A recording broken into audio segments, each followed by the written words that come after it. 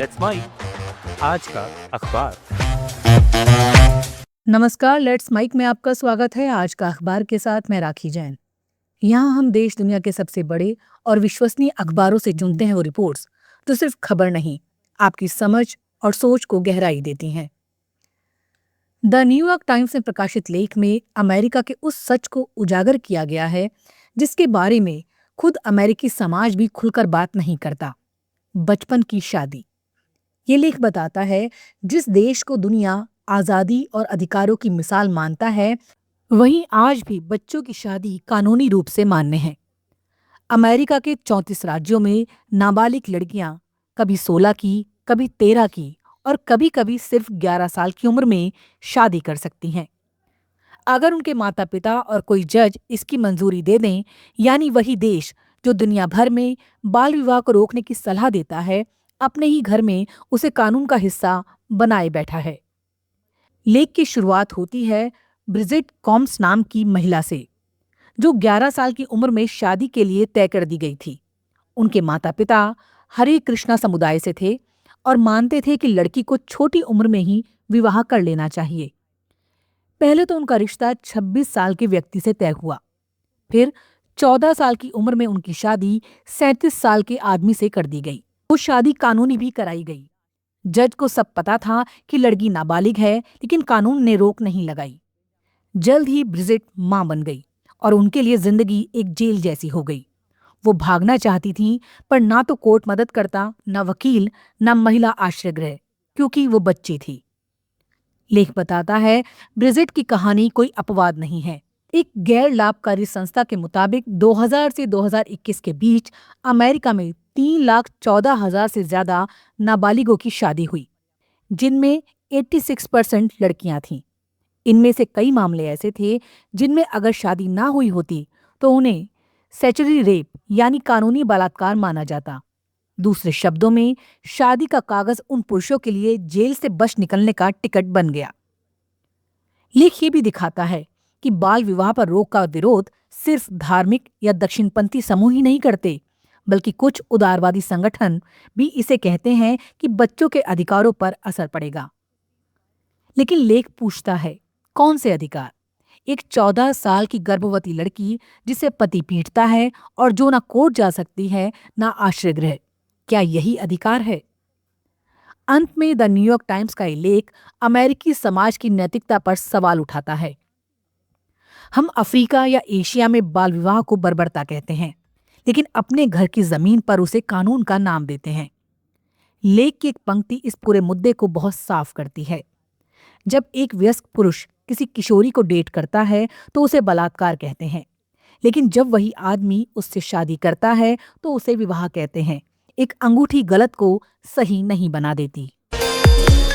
The guardian में प्रकाशित लेख में ब्रिटिश शाही परिवार की हालिया उथल-पुथल को एक कॉरपोरेट कॉमेडी की तरह पेश किया गया है, जहां किंग्स चार्ल्स किसी कंपनी के सीईओ बन गए हैं, प्रिंस विलियम उनके हेड ऑफ एचआर और प्रिंस एंड्रयू को नौकरी से निकाला गया कर्मचारी।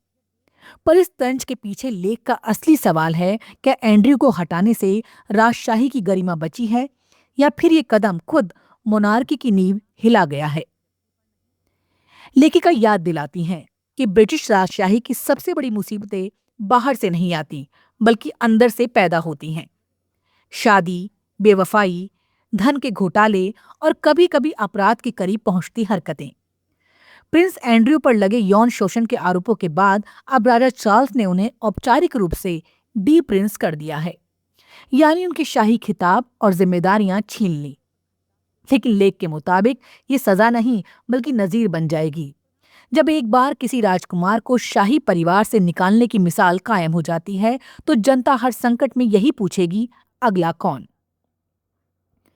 लेख व्यंग के लहजे में कहता है कि राजशाही का असली खतरा अब फिलोसफिकल है।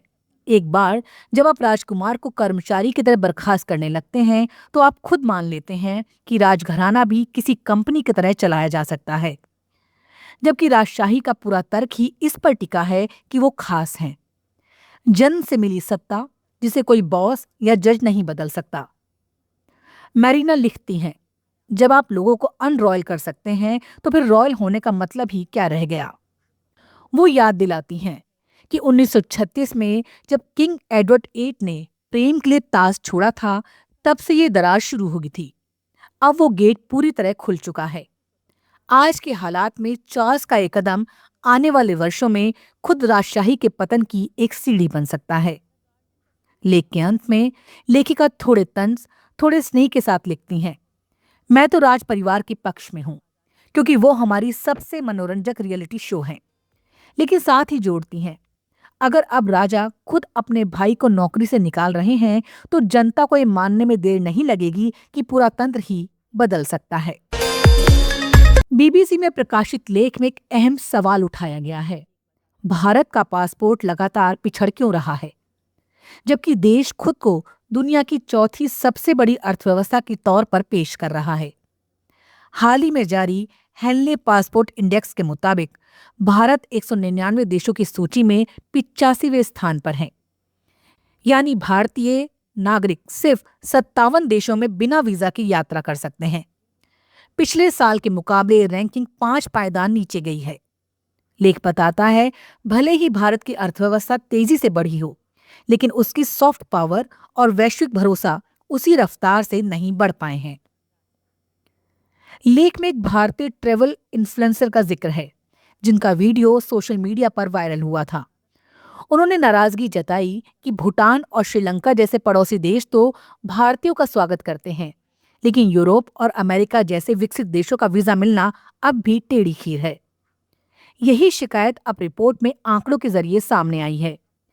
चीन जैसे देशों ने पिछले एक दशक में अपने नागरिकों के लिए वीजा मुक्त देशों की संख्या दोगुनी कर ली है, जबकि भारत लगभग उसी जगह ठहरा हुआ है।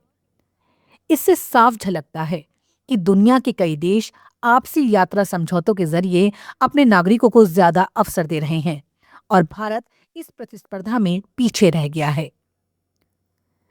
लेख में भारत के पूर्व राजदूत अचल मल्होत्रा का हवाला देते हुए कहा गया है, किसी पासपोर्ट की ताकत सिर्फ उसकी अर्थव्यवस्था पर नहीं, बल्कि राजनीतिक स्थिरता, सुरक्षा व्यवस्था और देश की अंतर्राष्ट्रीय छवि पर भी निर्भर करती है।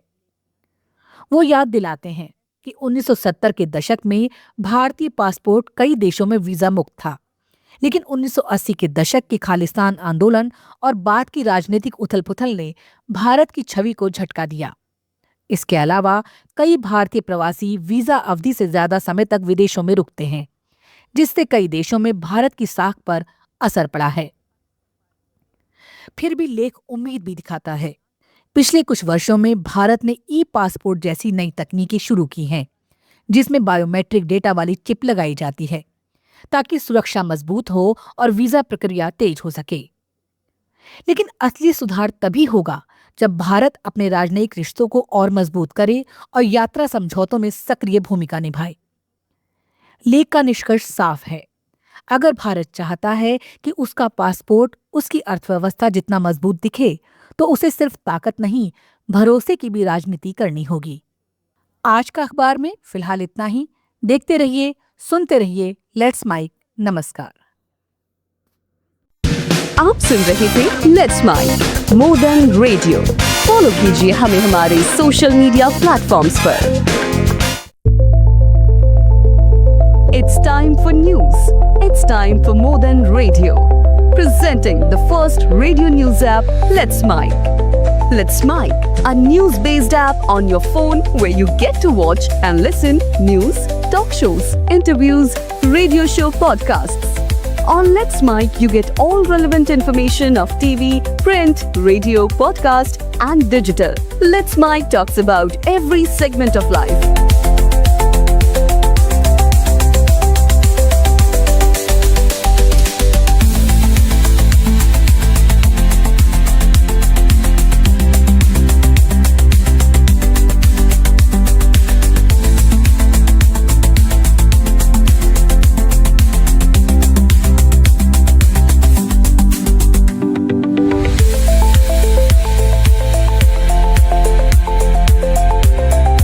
Download the app now from Play Store. Available both on Android and iOS mobile phones.